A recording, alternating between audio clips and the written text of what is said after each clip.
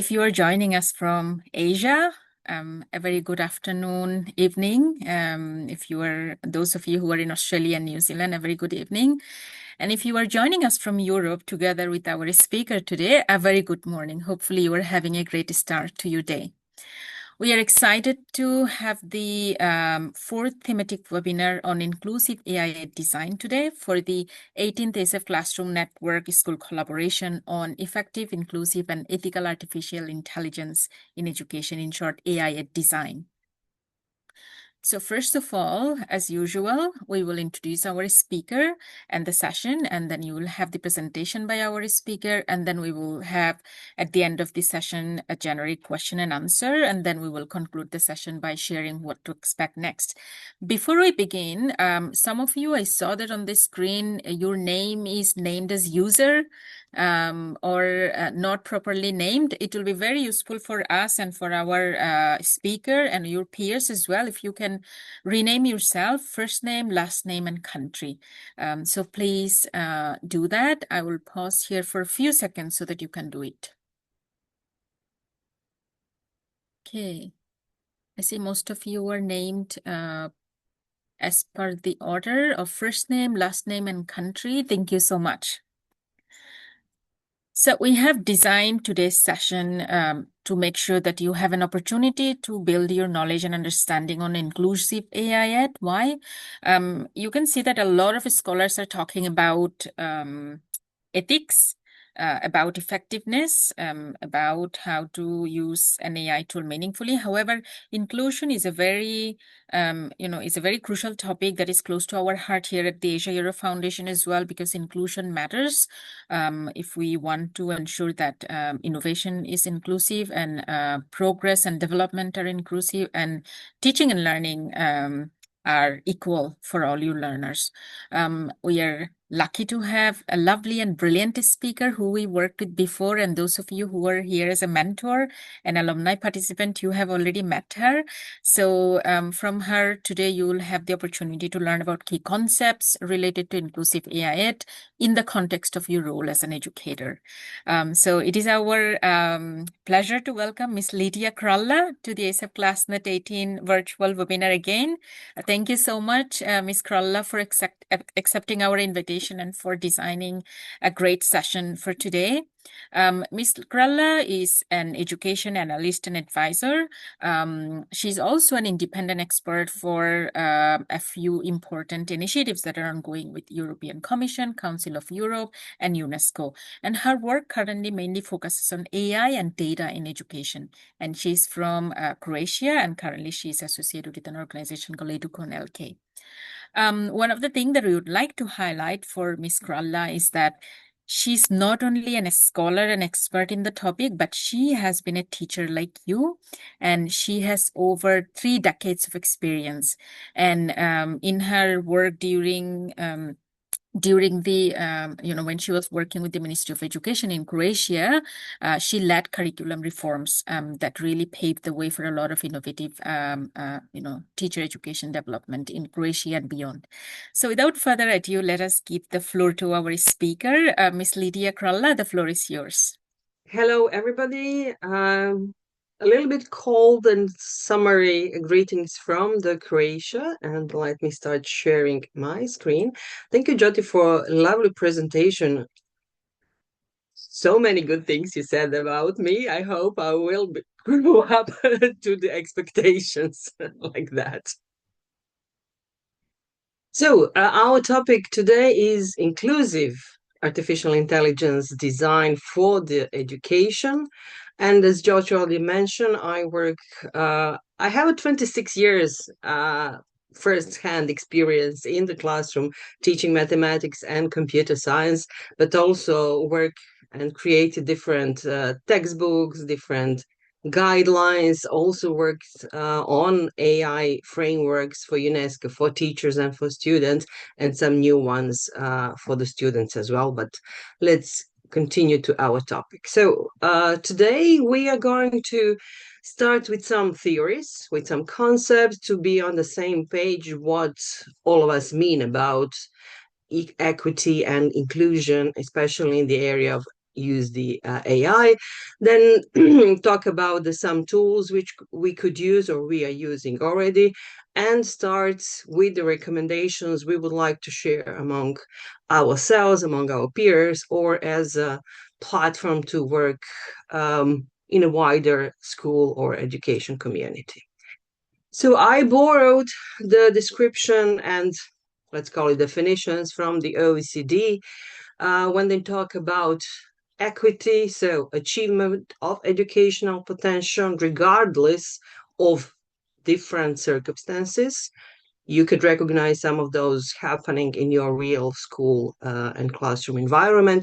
Also, as inclusion as an ongoing process, respecting diversity and different needs and abilities. And of course, trying to find the best way for the communication, for working together, eliminating all forms of discriminations. During my presentation, you will see some colorful illustrations which are created by the AI tool Microsoft Designer in this case. I'm math teacher, sorry, very bad with the art skills and sets. Also, when we talk about the education, we also have two sides about the equity and inclusion. So in education, when this is the example of digital education. So as a part of digital education, equity means promoting fairness and equity in access to digital technology. But on the other side, when we talk how we could use digital technology to promote and to establish, to raise awareness of the technology to promote equity, and so providing additional learning resources, different ways of communication, and so on. Also for the inclusion, overcoming barriers or adapting or using different technology and the tools to enable inclusion for different groups of students and for their different experiences and of course background diversity. So this is so much for the let's call it definitions. But one of the highest promises of the AI tools was, wow, those tools will make inclusion and equity for everybody. It will be education available for all on the same level. So when you talk about that, so there are lots of opportunities, there are lots of potential benefits, and of course, for those who had the opportunity to listen to me, you know that I always emphasize and point out what are the risks when we are using AI tools. But let's talk about the opportunities right now. So some of the opportunities I came across on different resources was adaptation of learning content, so using different forms, different modes, visuals, text, interactivity, videos, and so on.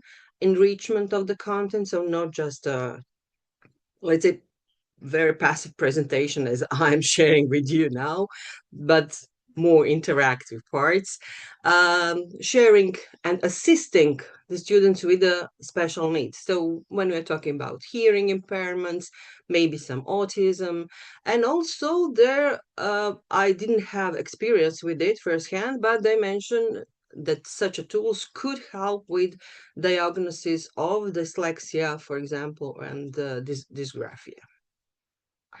Also, they talk, and we already seen that those in a practice. So text to speech, eye tracking and voice recognition, personalization, adaptivity of different tools which are used within the educational platform.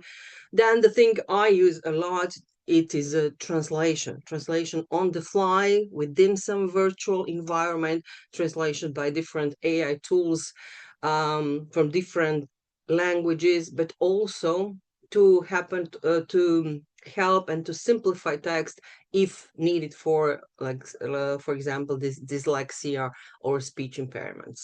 Of course, parts of the virtual classroom, AI note taker tools, and different times data sets, and of course, adaptation and customization of learning materials. So this is briefly from my side, but what opportunities you already noticed. So this is Lydia's sharing, commenting something. Now it's your time to do it. No more passive. So in the chat, I hope you could see now the link. Okay, this is the first one. Digipad, what opportunities of AI tools for equity and inclusion have you noticed?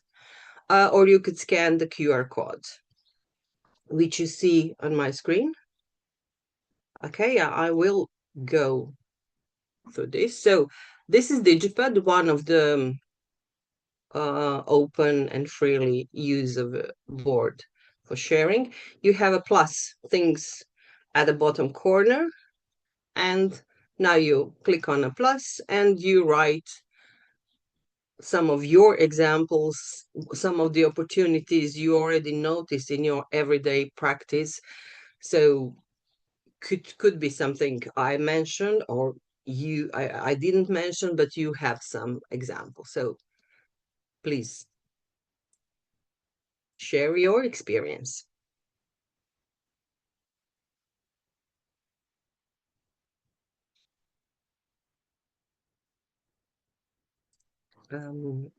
Is it okay? Do you have access to the link? Yes. Okay. So you are writing. Good.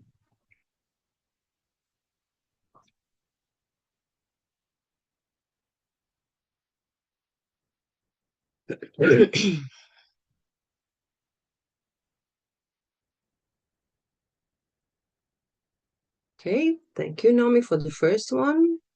No discrimination on the look, personalities, visualizing complex content. Okay, when something complex, I must admit I'm the one who always want to see things either draw or written. I'm very poor when I'm listening to things. Subtitles in alternative language, absolutely appreciate that. Well, I'm coming from Croatia. We are a small country, small language, so translation from different languages is very, very helpful for us. Okay, adaptation for dyslexia and other problems in writing and reading, math applications, visual impairments, creation of resources, yes, differentiation, summarizing. Okay, summarizing is quite tricky. I have to admit, from my personal example, summarizing could go wrong on so many ways, but also could be very helpful. But if you know the content, speech to text very often.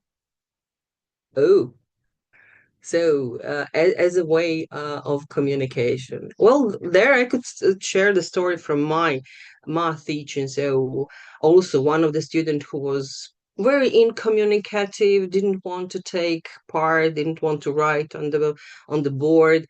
But when we started to give them work as a team, he was very proud presenter, get very much involved, wanted to share things. So sometimes we really need to find different way of communication and a way of expression for our students. Wow. Okay, let's move a little bit. Yes, I see that you are, as I am, impressed by the translations. Also, vocabulary meaning, gamifying for autism, ADHD, timely feedback. Okay, of course, for those who are afraid to ask questions. So, thank you for all those great ideas. What I appreciate is that you're already not thinking about equity and inclusion just for those who have some kind of disabilities, because equity inclusion actually means for all, not for some special, but definitely for all of our students. Thank you. I will share the PDF of the board afterwards, so you will have those resources available as well after the presentation.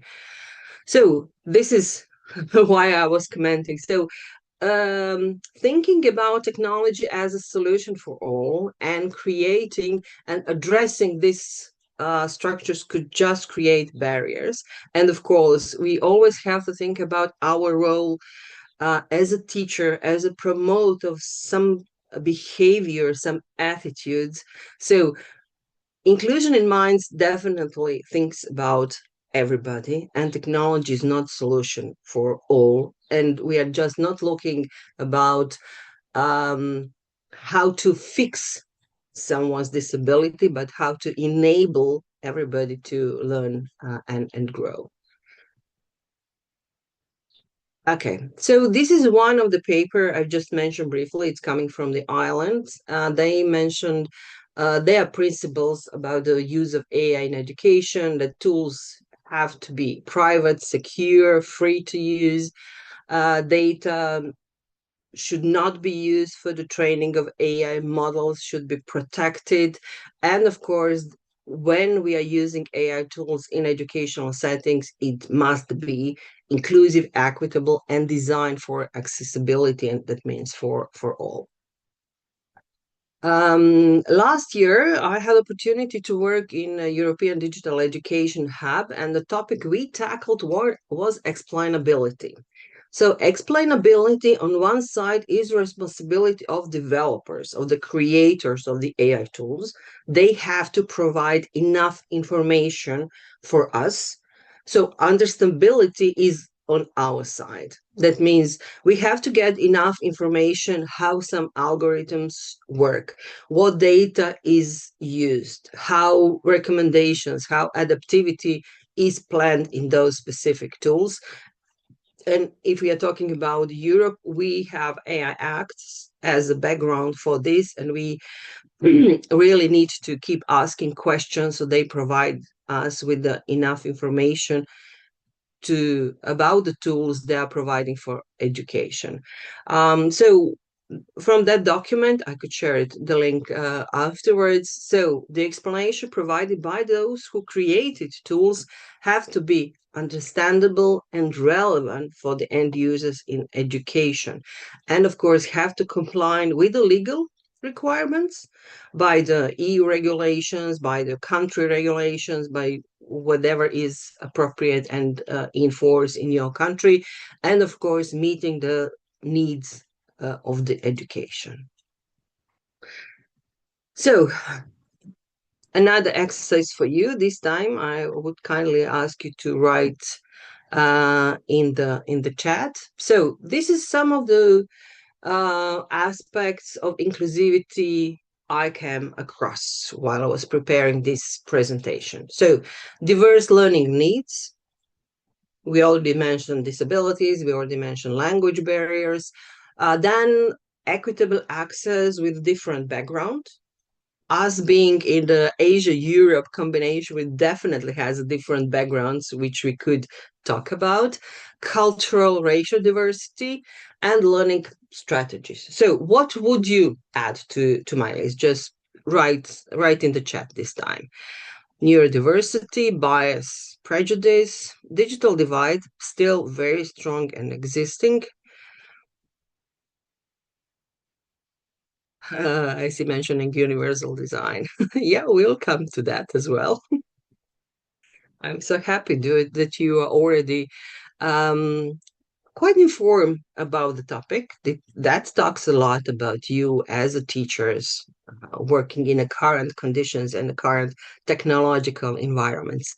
Access to all learners. Yes, Michael.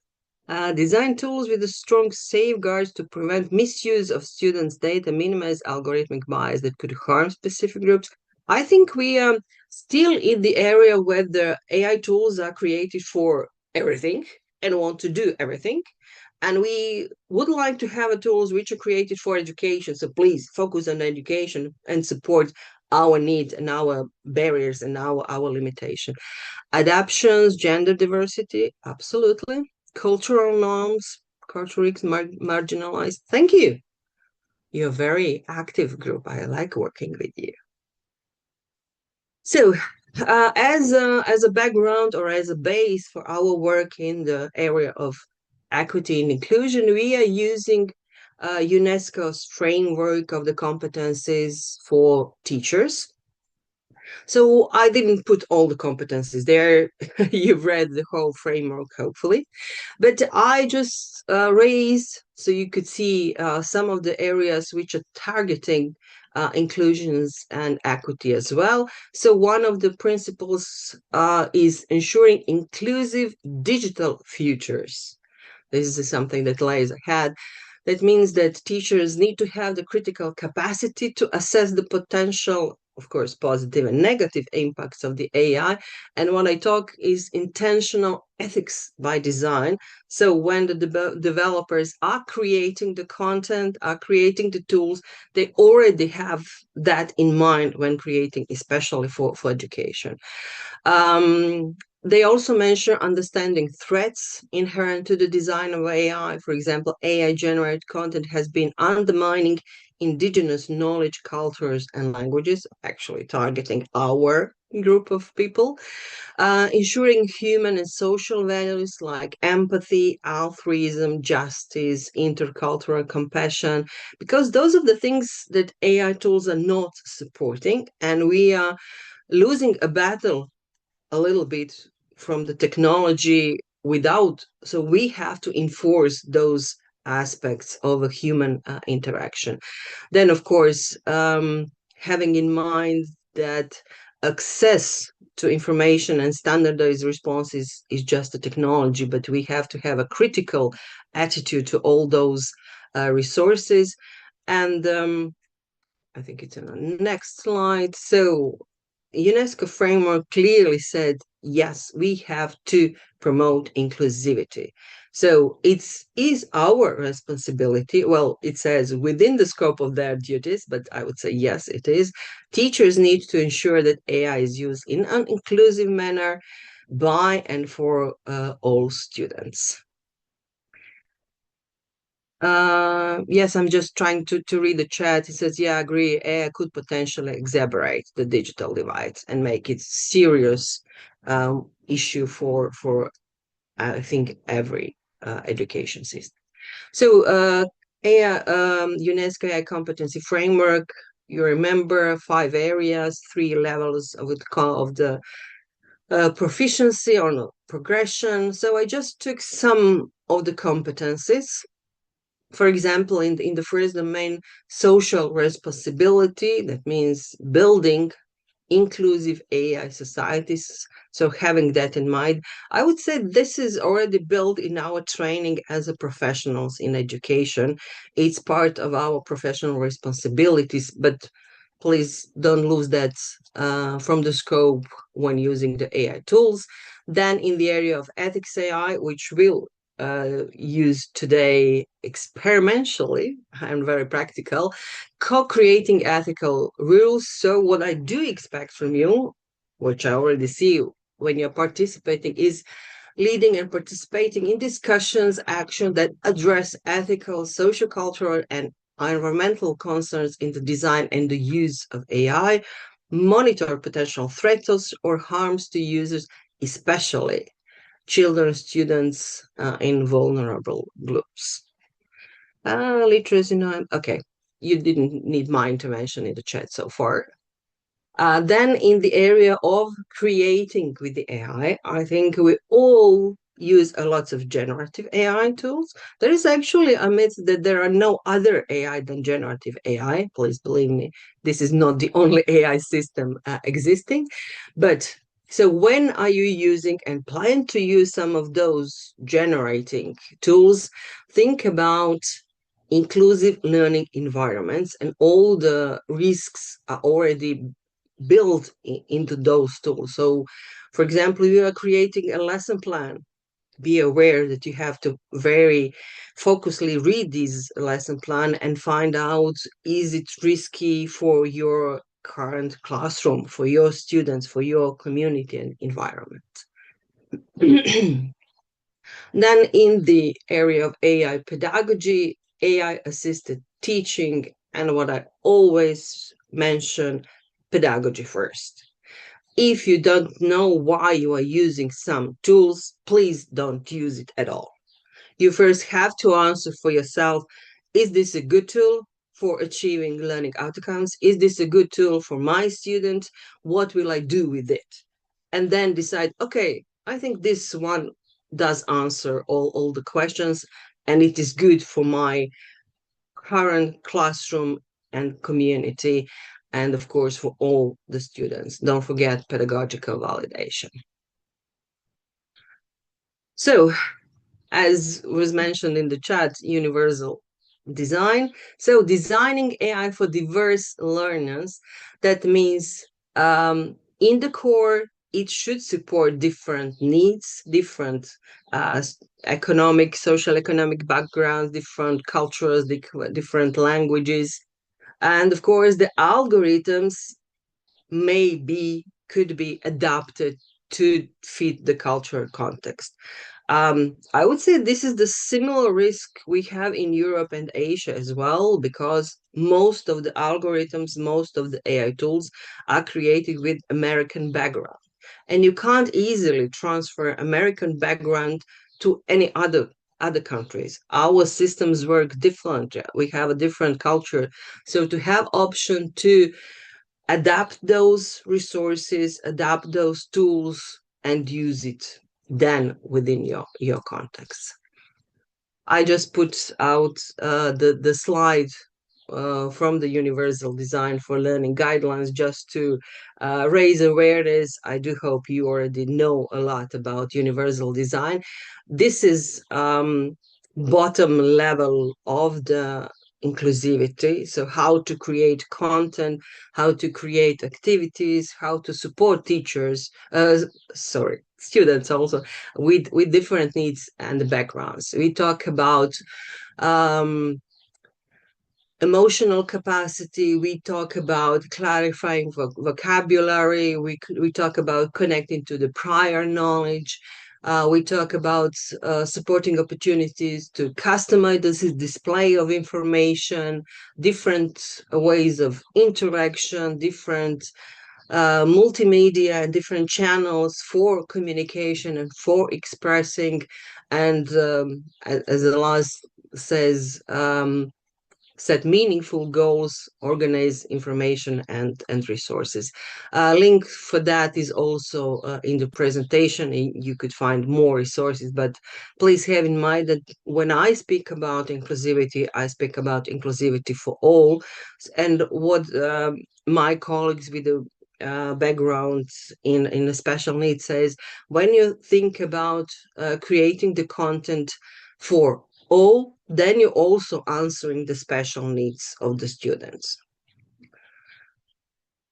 And one of the example, it is from higher education, but to pinpoint some of the things for you, when you talk about the generative AI, the area of TPEC or TCK, so technological, pedagogical, I know my content area, of course, but I would like to talk about, I understand how Gen AI tools interact with pedagogical practices, transforming traditional teaching and learning methods. Okay, what is the impact of the tools we are using for our current or future approach for the teaching? I can employ Gen AI tools to create more interactive and engaging learning activities. There, I would say more appropriate, more inclusively, let's say, for the students. Enhanced teaching strategy and also other aspects. I will let that for further discussion and for further exploration for you. But now is also practical part. So when we decide to use some of the AI tools, we are now thinking about how we're going to decide. Is it from the inclusivity and from equity perspective? Are they okay for us, for our students, for our community? So demography, accessibility, bias mitigation. Some of you mentioned in the chat already bias and algorithms. Was it created by enough feedback from the real users, from the students, from the teachers? You also mentioned digital divide. Okay, do we have a technical conditions that we will fulfill the use of the tools. Data audit. So, was the data set used for the training of the AI tools correspondent to our community, or are there patterns of stereotyping? Then the model evaluation. This is where the area where I said, okay, we need lots of information from the developers, from those who create the tools. And also on the top of the slide, you can see accessible design for everyone, for different disabilities that need to be supported. And also the comment in general, inclusivity is not one-time check. You have to repeat it often. So I'm offering now you 3 possible scenarios just to focus our discussion. So on the digipad, you will have, let me copy that digipad again. So we are on a second one. You will have 3 columns. Please choose one or more if you have a time. And for those specific scenarios, so the ways of the use of the AI tools, think about what from the inclusivity and equity perspective you need to know or you would like to ask. You need to pay attention to what? Either speaking for yourself or speaking for your colleagues, let's say sharing advices. So again, you have a digipad. This one. You have 3 columns. One of the column for each of the scenario, choose which one you like the best.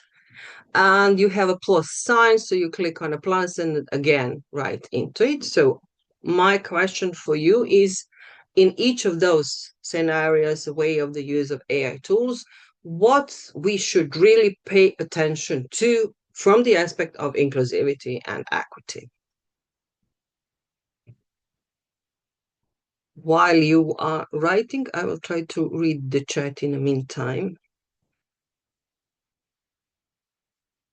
Yeah, agree, Maria. Freeing algorithms from stereotypes, discriminatory patterns.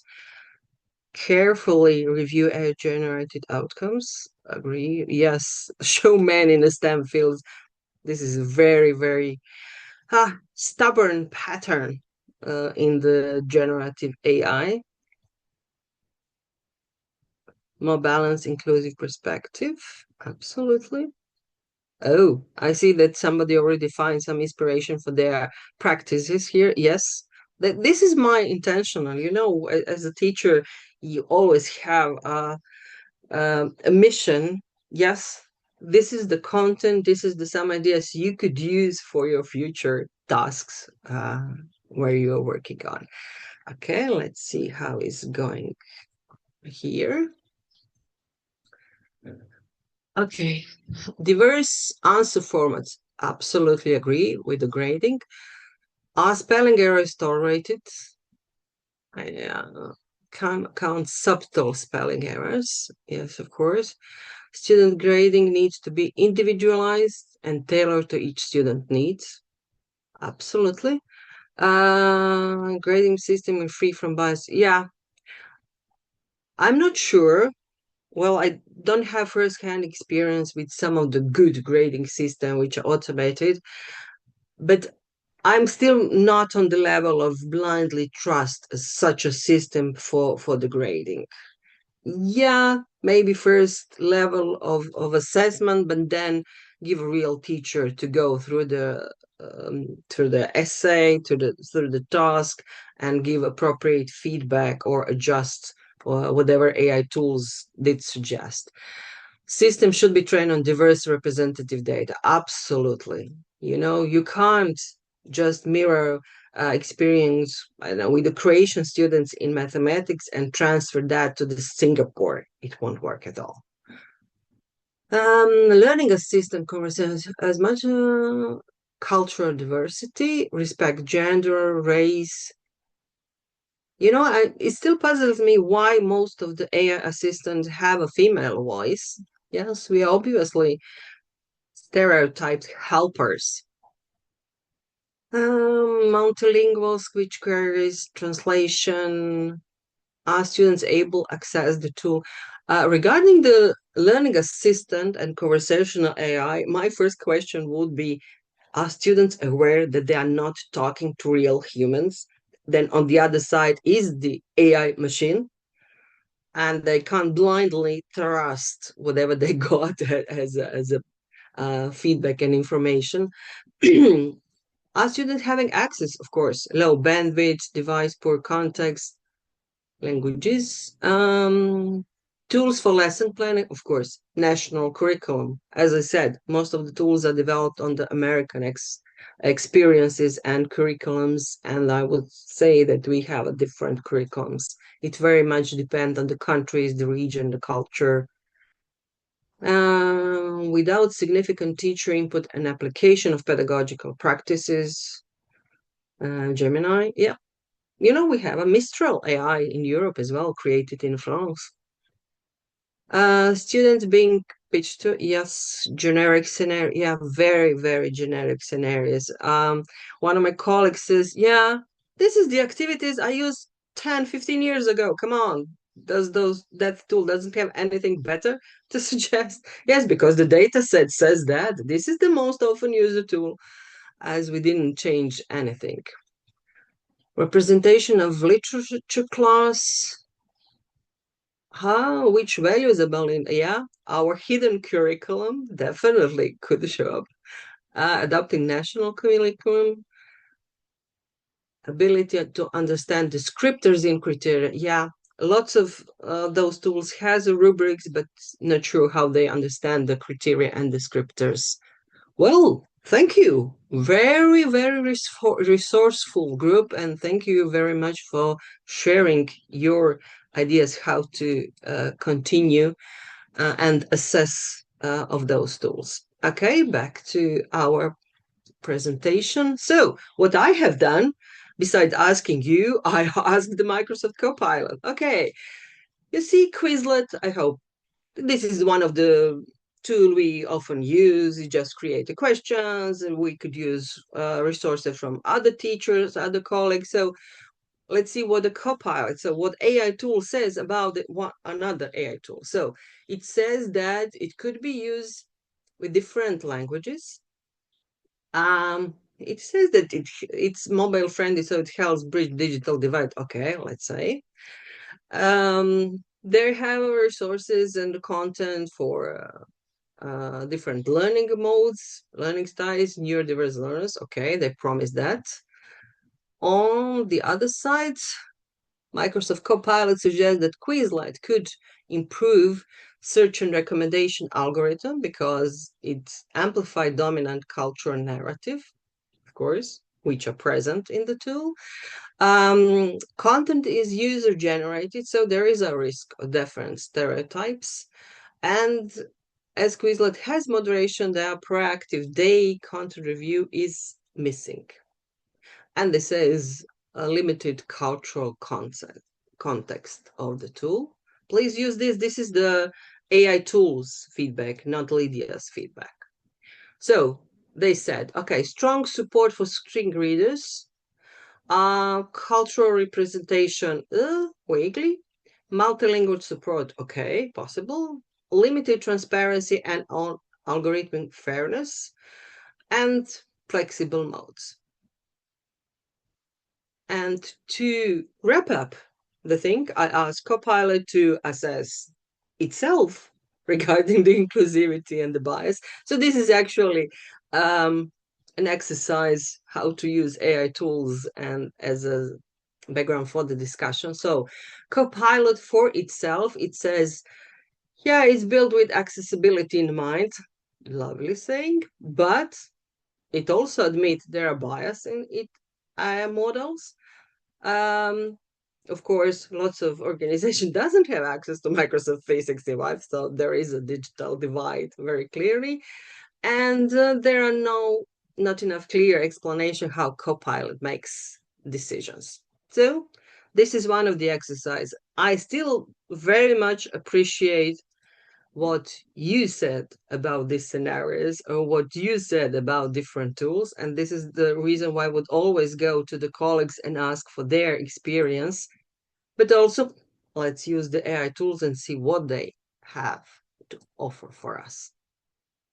And one of the posts I found on the LinkedIn from Victoria Hedlund, and she said, the way you ask is also important. So if you want to get better quality content with a more emphasized equity and inclusion, please think about how are you prompting. Well, that prompting thing hopefully will be evolved soon.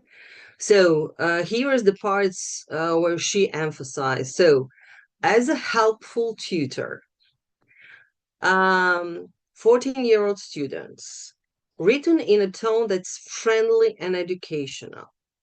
Your answer should be accessible, inclusive, different experience, avoiding assumptions about student background, identities, or ways of learning. So they say, practically mitigate bias, provide the content, iterate, and experiment. So when are you using the AI tool?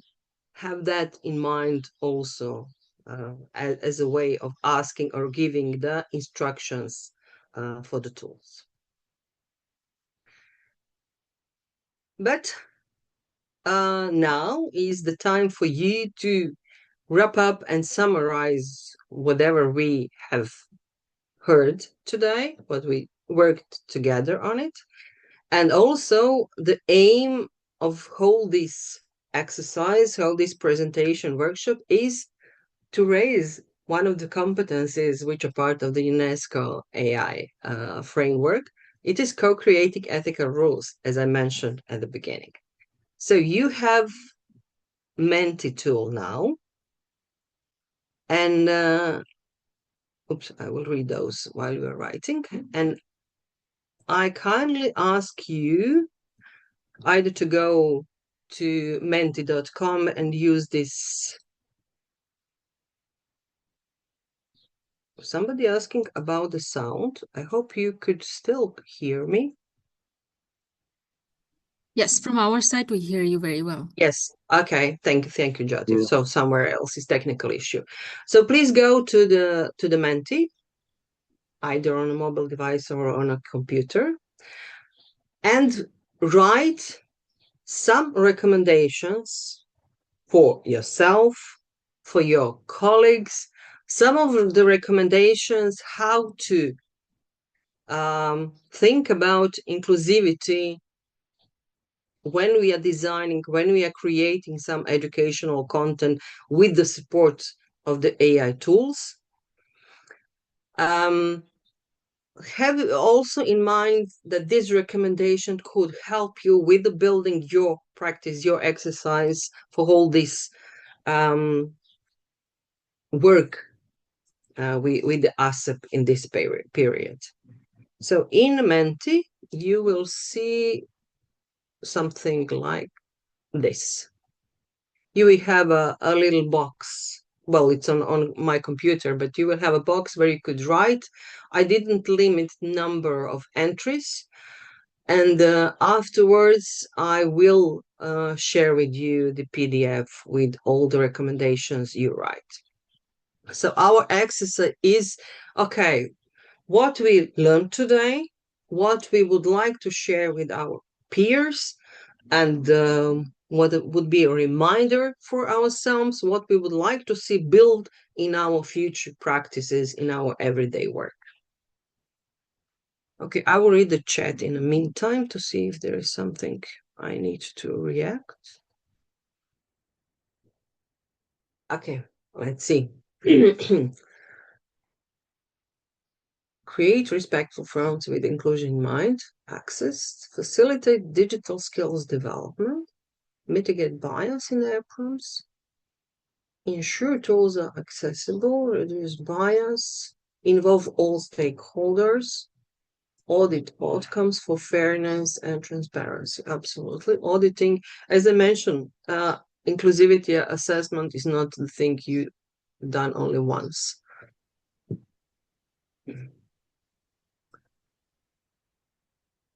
Check content for stereotypes being reproduced. Consider cultural background. Consider access to device. Design for diversity. Personalized adaptive learning.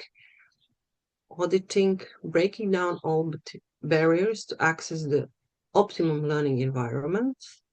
Okay, where we were. Make it easy to use. Data privacy. Features that mitigate language barriers, understanding learners, don't make any assumptions for your students' digital literacy, support clear educational objectives, use only after initial thinking, think outside of yourself. Okay, for thinking outside, I'm Doctor Who fan, so sometimes thinking inside the box is bigger than thinking outside the box. Allow students to set the goals, track progress, choices within the AI in education. Inclusivity, systematic and iterative application. Okay, remember that AI is a tool to assist, not replace the teacher guidance, feedback, and personal connections with the students. Thank you. We have a lovely set of the recommendations. And okay, so, sorry.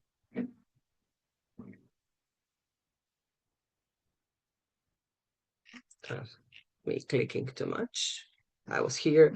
So now it's time if you would like to ask some question. We still have some time, and I do have a homework for you for afterwards. So where is the chat again? Okay, fixed share homework. Always. No, don't worry. It's the easy one. No, it won't be graded. At least not by the human, maybe by the AI.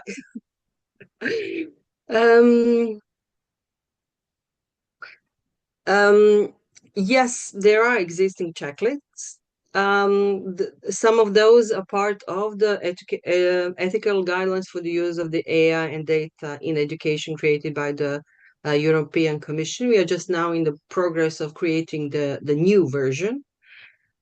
But they are not just for the bias and exclusion. They are covering all the aspects of the impact of the AI in education.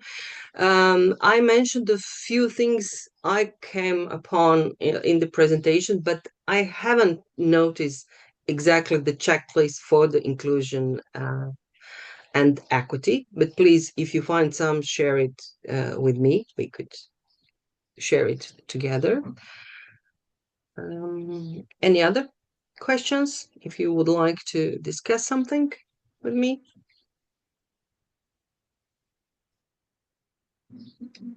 Okay. In that case, I have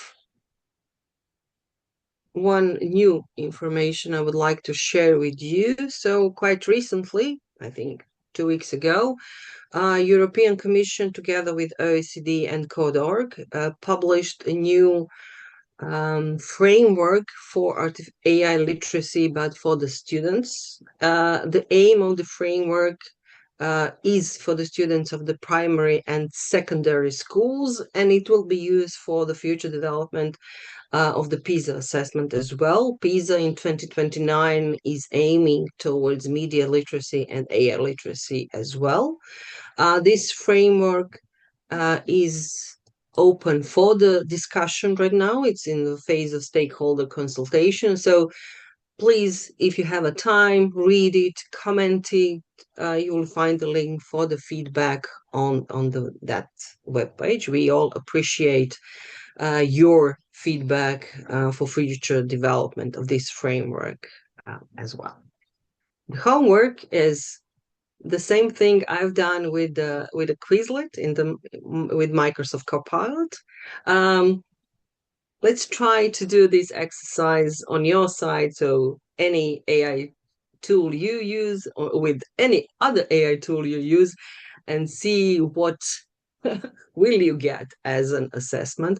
I actually tried in a couple of all the different tools, and it offers also comparison. So it could help us in an initial assessment of the tool, but of course, please keep a human on the top of everything and a human in the loop.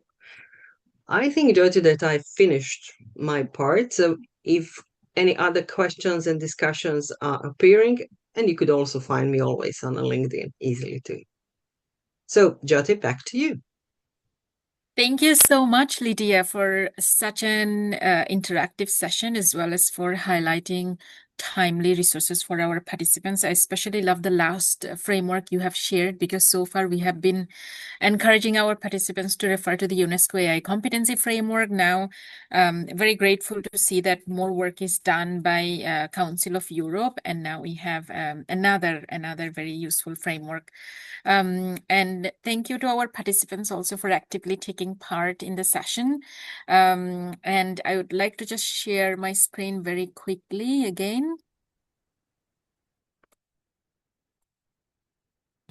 Hopefully everyone can see the screen. So before we let Lydia go, a big thank you for her kind support, as well as for designing a brilliant session for today. Thank you so much, Lydia. And I want to remind everyone, as Lydia mentioned during her session, inclusion is not a one-time thing. You have to be reflective. You need to revisit, review to make sure that inclusion is promoted and achieved. So when you are designing your innovative teaching practice, please use the insights you have learned from today's session very actively, together with the insights you have gained from the previous session, and you will be gaining from the future session. And from our side, we want to highly encourage you to embrace iteration and reflection. Reflection is a big part to make sure that whatever you are designing is inclusive for your students. And most importantly, please monitor and look out for biases and equity gaps in your work, together with your peer as well as with your students. So with that, let us share some important updates. We will have the next session on next Monday, usual time. However, this session is a bit longer because you will be learning about some AIED tool and have opportunities for practical exploration. The session will be by each EdTech speaker will be very brief though. So you will have to, go through the resources and learn about the tools more on your own later. And we want to remind you, so all of you who have already submitted the identity envelope exercise and the impact activity reflection exercise, thank you. It really helps us plan the next steps better, which is team forming and mentor assigning. We are currently working on that. So this exciting news will be on your way very soon. And we just want to make sure that all of you are submitting this, because this is mandatory. This adds to your participation points. So please don't forget the deadline is today, and we will be very strict about the deadline. So that's the important reminder. To learn more about the next session as well as today's session, we will be uploading the final PPT from our speaker on the learning platform. Please check the learning platform and please check it regularly as well. I think we have few minutes. Why don't we use it more productively before we go? If anyone has any reflection, comments, questions, please take the floor. Our speaker is still here, so we can still, if you have any question or comments to share, please go ahead. I see a question about the prompting. Yes. Well, my personal opinion about prompting is kind of not very supportive, because I see prompt as a keywords, which we who started using internet 20 years ago, we grow up on that. So nobody anymore mention, do you know the keywords for the web search? No. I think, well, I see the future for the prompting that way. What I think is that people have to be aware that they are communicating with the machine. So whatever you are trying to find, invest time and efforts to find appropriate resources to get appropriate result. Is that means that you get better at prompting? Probably, because we are all right now very skillful in the searching and finding resources online. Tools are getting better and better. So yeah, you do, but you have to think. I showed one of the example I find on the LinkedIn about not just ask, okay, could you give me some examples for subtraction in the, I don't know, grade 6, but include other aspects you would like to see in those resources. Homework is just for fun. Don't worry, Michael. It doesn't have to be submitted. It's just my personal way of working things, just for you to try what I have done with the tool, to have some, let's say, feeling, does it work or not within your tool. Don't worry. This is not math teacher homework. You are free not to deliver it. Thank Yeah, I think I answered the questions now. Yes, thank you, Lydia. I think we have a comment we just received from Michael from New Zealand. Homework for fun. I'm channeling my 15-year-old students here. Wow. Yeah, I know. And I'm channeling my math teacher when giving you homework. So we are on the same page, I think. Oh, we have Andreas telling us, and it's a homework that makes AI use legitimate. Actually, yes. But on your own responsibility. I'm not responsible for the questions and assessment you are going to use and make. It's exactly 5 p.m. here in Singapore, and I think this is the first session. We are exactly ending on time. So a big thank you to our speaker for very carefully planning the session, and also we had enough time for interactions as well. Very grateful for that. So Lydia, thank you. Have a lovely day in Croatia. And to our participants, those of you in New Zealand and Australia, have a lovely evening. And those of you in the rest of Asia, have a lovely afternoon. And those of you in Europe, have a lovely day. And we will see you next week. Take care. Bye-bye. Thank you, everybody. Thank you Goodbye. all. Goodbye. Bye bye.